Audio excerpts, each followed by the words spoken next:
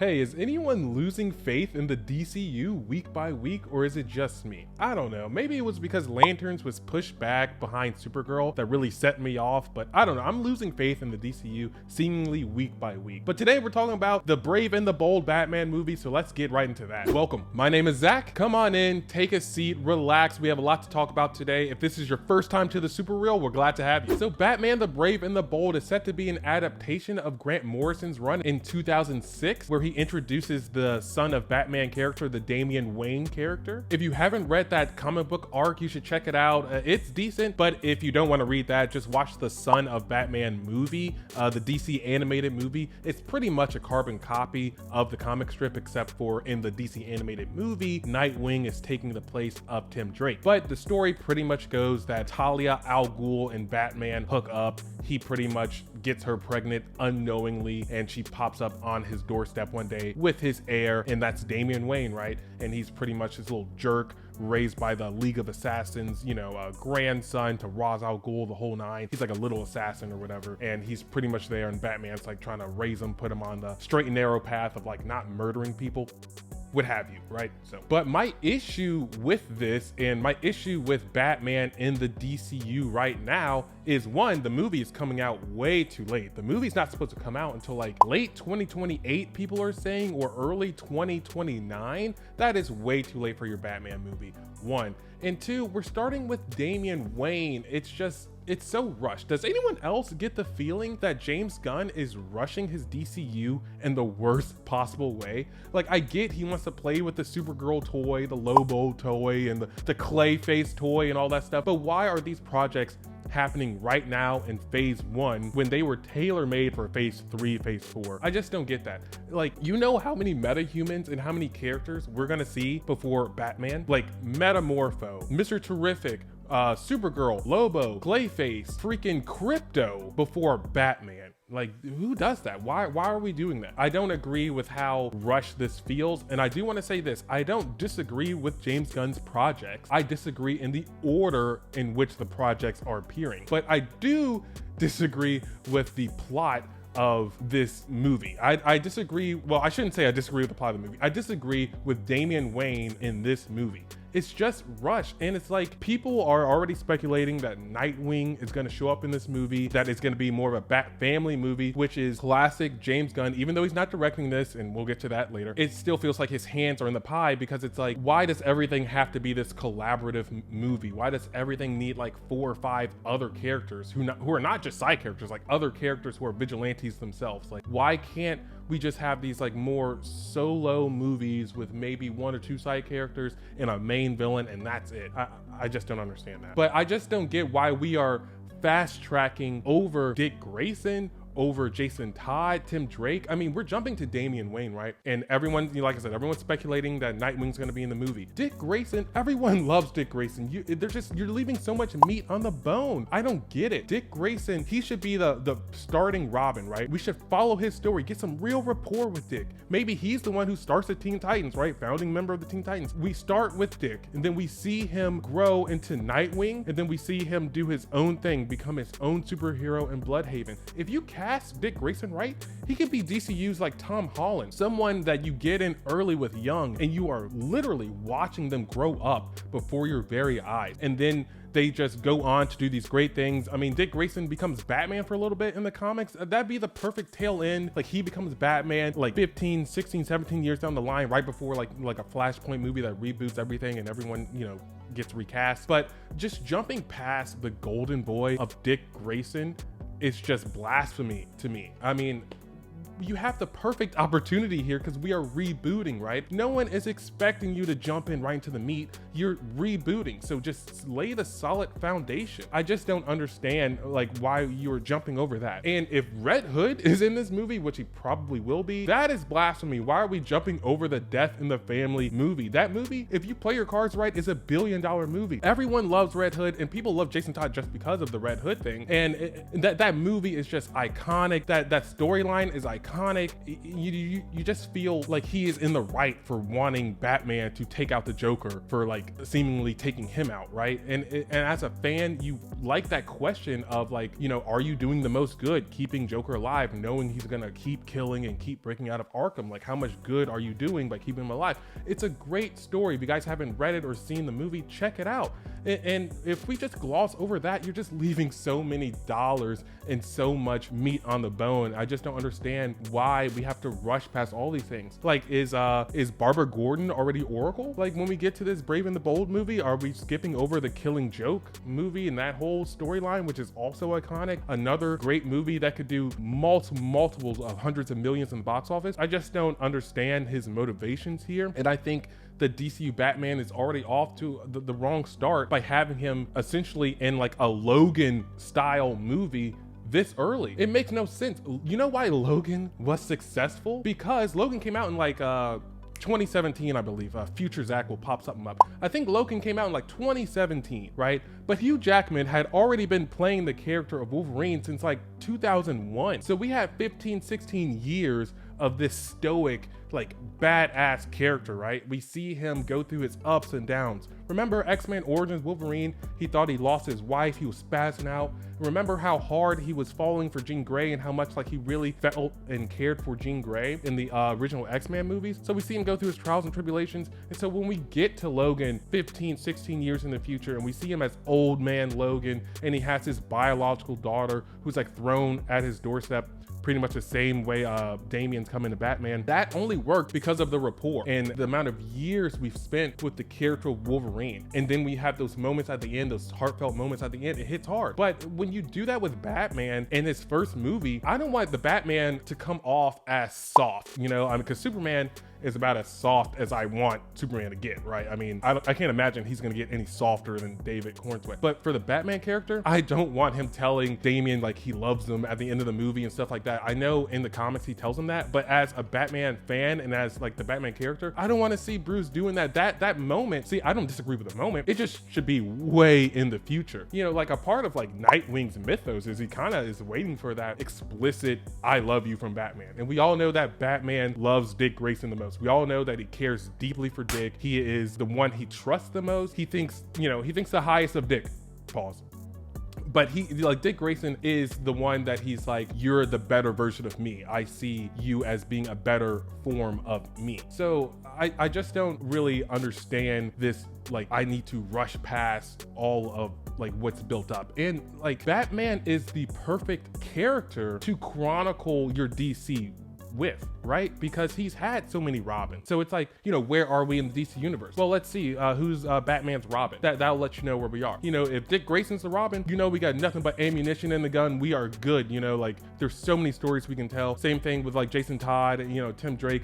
Once, you know, Damian Wayne comes along, you could probably get the sense that maybe we are 15, 16, 17 years in the future. Maybe we're getting closer to like a new reboot or, you know, a crisis event or something, what have you. I just don't get the rush. Wait a minute. I think, no, there is an article. Let's pull up the article. It says it right here. Gunn describes Damian as a little son of a bitch, our favorite Robin, during a conversation with a Hollywood reporter, confirming that the father-son tension in the expansive Bat family dynamic would be the bedrock of the new cinematic Batman. See, right there, that just tells you all you need to know. Like, he likes Damian specifically, so we're just gonna fast track that. And he, you know, he calls him the little son of a bitch. It just gives me the same vibes of the things I don't like about James Gunn. It's like this type of like childish, irreverent type of behavior that he has. You know, it's the same reason why Crypto in the movie was such a bad dog, because his real life dog is like a bad dog. But you know, Crypto should have been super obedient. Like Clark and Superman should have been giving alpha energy, right? And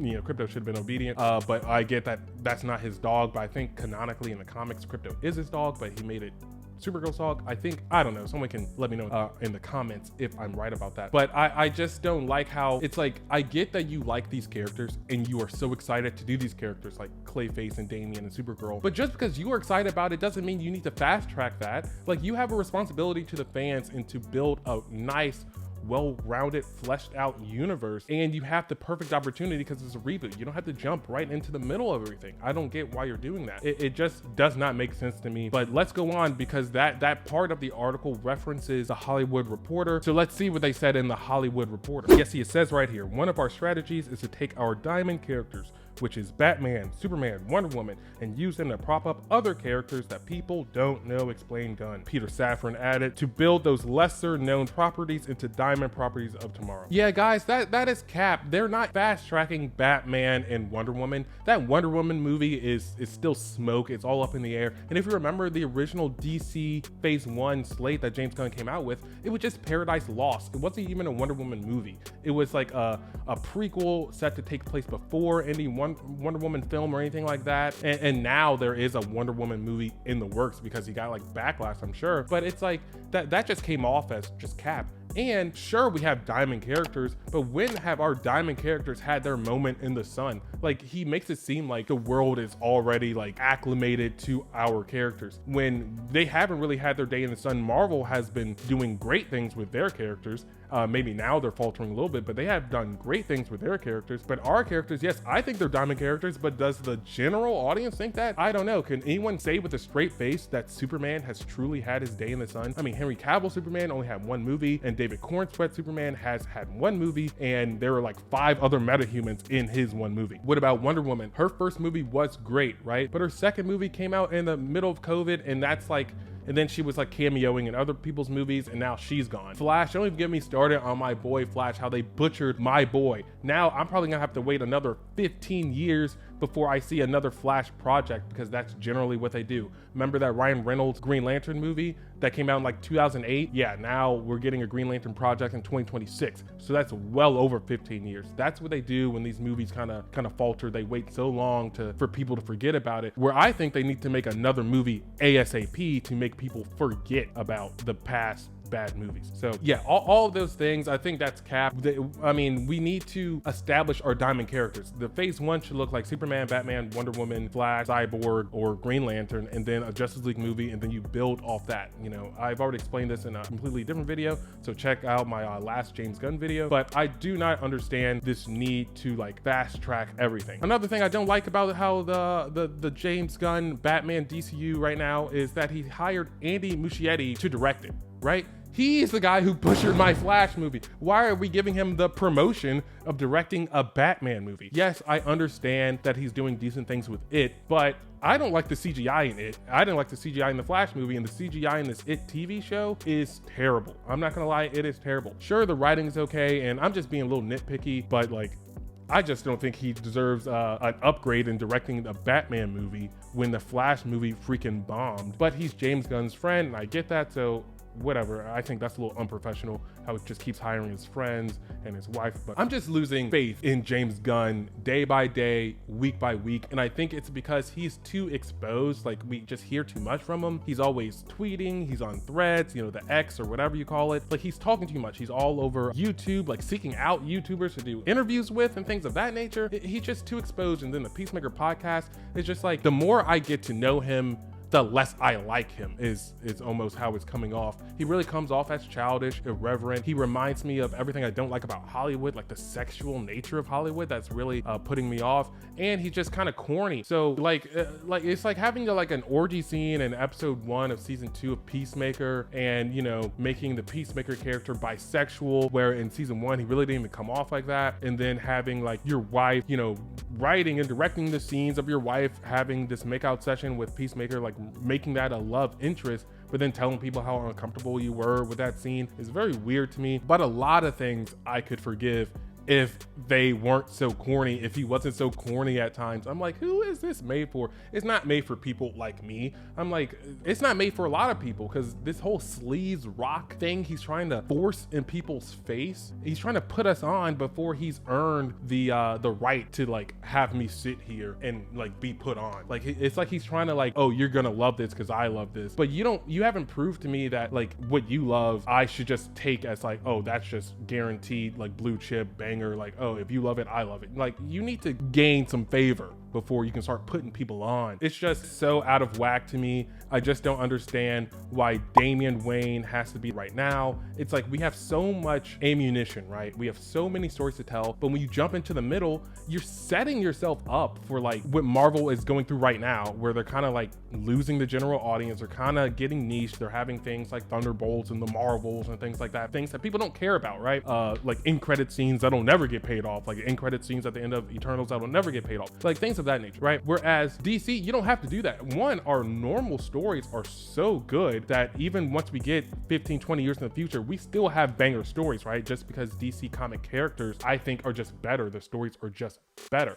But you're doing all of these things right now, and then you're not gonna have much to tell in the future. But could you imagine how much you could tell when you start off with Batman and his Robin is Dick Grayson? Like, all the stories you can tell. You could go on for decades. I want the Batman casting to be someone around David Cornsweet's age, right? He's like 32, I believe. So if the Batman is like young 30s, you can have a Batman, and if you lock him in and he stays Batman, like, you know, God forbid, Hugh Jackman, he's been Wolverine for like 2 decades. If we have a Batman who stays Batman for like 10 years, 15, 20 years, you could tell all the stories in the world and they will be bangers. They will be billion-dollar movies in the future. You'll have so much rapport with the audience. Like I said, the Nightwing character himself, you cast that character right, he could be your Tom Holland. Like, everyone's growing up with him. Like, me as a civilian, I shouldn't be able to see the roadmap to success, and these guys are making like millions of dollars. I just don't understand why we have Supergirl and Clayface coming out before Batman. I just don't get that. I don't understand why Andy Muschietti's directing it after what he did to The Flash. I just don't understand why Damian Wayne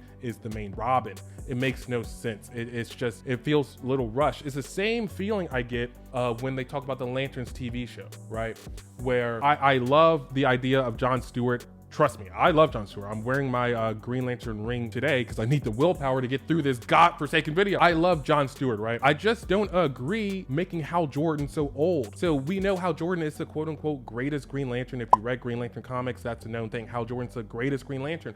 But why are we jumping in where he's already done all his greatness and we're just gonna like hear about it in stories or God forbid flashbacks? You can see how you're leaving so much meat on the bone by not starting with Hal Jordan as your main Green Lantern, right? And then you just transition over the years, and then you just hand that over to Aaron Pierce's Jon Stewart Green Lantern. He's so beloved, like the Jon Stewart Green Lantern is so beloved, but you don't have to fast track that because Hal Jordan is so beloved. You know, Kyle Rayner and Guy Gardner are so beloved. And, you know, this is a little bit of an aside, but after I watched the Superman movie, I did go, and between then and now, I probably read over 100 Green Lantern comics, no cap. And now I don't even like the casting of Nathan Fillion as Guy Gardner. He is too old and he's too corny and he is too funny to play Guy Gardner. Read Guy Gardner comics and then look at Nathan Fillion's character in the Superman movie and you're gonna be like, who is that, right? But you know, that's just typical James Gunn, I guess. I don't know. I don't understand why everything has to feel like this collaborative movie. Like, is he capable of telling like a solo story or something that's more focused? Or does he have to be the kid in the toy box playing with all the action figures at once to enjoy himself? I just need to know that he has a little bit more range. And like I said, I know he's not directing the Batman movie, but it does feel like his hands are in the pie. It does feel like, you know, his influence is definitely felt. I just need to know that he's capable of making a movie for the guys, you know, like a Top Gun Maverick. Something that is for guys, tailored to guys. And what did that movie do? All it did was make everyone happy and made over $1 billion, right? It's like, are you capable of making something like for the guys, something that the guys are gonna like? Or is everything gonna be kind of like the Supergirl, kind of like the Superman, everything's, you know, super soft, kind of, I don't know, it just, you guys know what I'm saying, like, you know. Oh, and this is another aside, and I do want to pose this question to you guys because I think this is very interesting because I was thinking about it the other day. Do you think the Tobey Maguire Spider-Man movies could be made today? Like 1, 2, and 3. You think those movies could be made today? Carbon copy changed nothing. Because if you think about those movies, man, there's no strong female lead. There's not even a strong female co-lead. Like Mary Jane Watson is not a strong female in those movies at all. There are no black people really in the movie. The only brother in the movie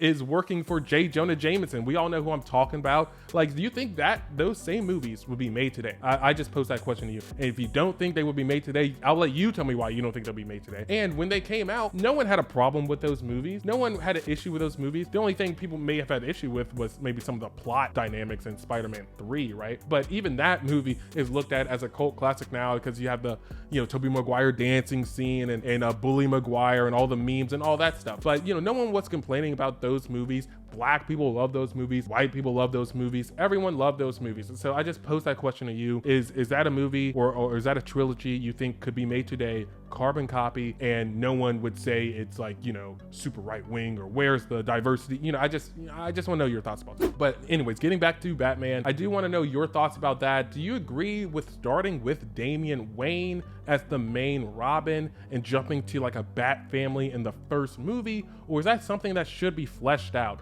Like I said, I don't disagree with the concept of the movie. I just think a lot of this stuff is out of order. I think you're using too much ammunition right now when we have stories for days. DC has stories for days. We don't need to do anything right now. We don't need to be jumping into the middle of anything right now. I like the idea of the world being lived in, but we don't have to jump into Damian Wayne for the first Batman movie, especially like, are you gonna make the Batman older? So are you just fast tracking that? I mean, I think he should be the same age, roughly around the same age as David Cornsweat. So I don't know. You guys let me know in the comments what you think about it. I'm usually scripted for these YouTube videos, but today I wasn't. I just had to talk about it. It's just really burning me up. I don't know why. I'm just losing faith, and I want to keep the faith. Watch my first video, you guys. I was very high on James Gunn, but it's like the more I hear him talk, the more he is exposing himself, the less I like the cat. The more I'm thinking he's a little weird. I'm like, is he the right dude for the job? I'd rather he just be a guy who's making movies and we didn't even know like anything about his personality. But the more I learn about his personality, the more I'm like, ooh, this guy's kind of weird. I don't know. Let me know your thoughts about it. Like, share, comment, do all those things. Subscribe, please. As always, thank you for inviting me into your home, and thank you for joining me in mine. I'll see you guys in the next video.